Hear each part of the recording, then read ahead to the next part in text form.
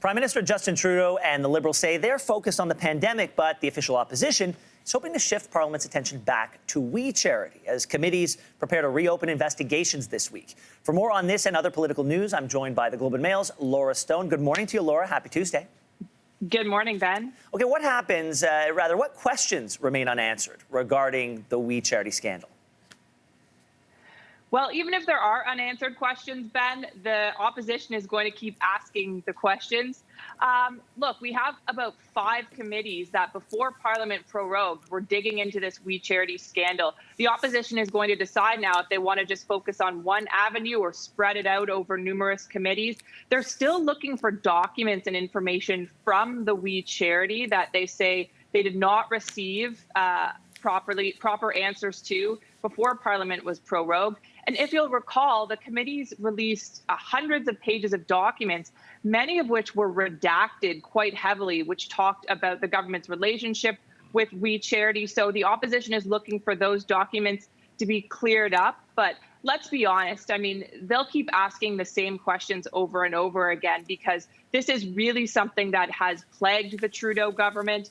The opposition wants to keep it open, and they also want to pursue another avenue, Ben, which is to bring the Chief of Staff's husband, Robert Silver, before committee to talk about potential lobbying breaches. So all sorts of threads to be pulled here, and it will be interesting to see how the opposition does it, if they want to spread it out, if they want to focus. But there's one thing for sure is that they're going to continue hammering away at this. Laura, I want to shift our focus to private COVID-19 tests. The Prime Minister has promised to look into companies providing these tests. And we've already seen reports that the Ontario government has told Ontario Health not to provide swabs to clinics that charge patients for tests. Talk to me about the federal measures that we could see to circumscribe the power of these private agencies.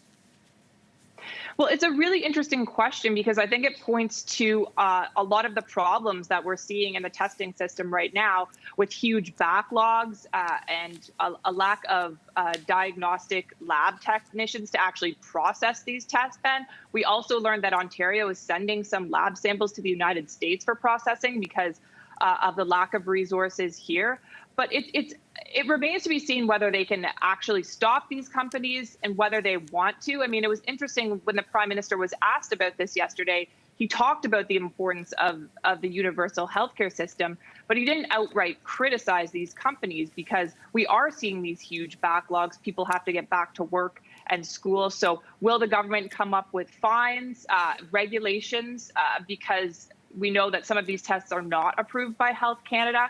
So the government can pursue a lot of different approaches here, but do they want to when there is such a long backlog, at least here in Ontario, for people waiting around for their test results for more than a week? All right, our final story is from half a world away. The federal government previously had said that it was too dangerous to assist Canadians stranded in Syria.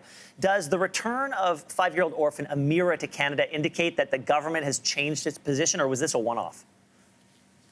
Well, Prime Minister Trudeau essentially said this is a one-off. It's a unique situation with this 5-year-old orphan girl whose family here in Canada has been pushing for her to return. She's in a displaced people's camp in Syria, and her family wants her to return. But a lot of other groups, such as Human Rights Watch, want the government to return to work on getting dozens of other Canadians from Syria who may have had relatives connected to ISIS back into Canada. It's a very complex situation. And Prime Minister Trudeau essentially closed the door to that yesterday, saying that the government is not looking into that, to heavy criticism from these human rights groups.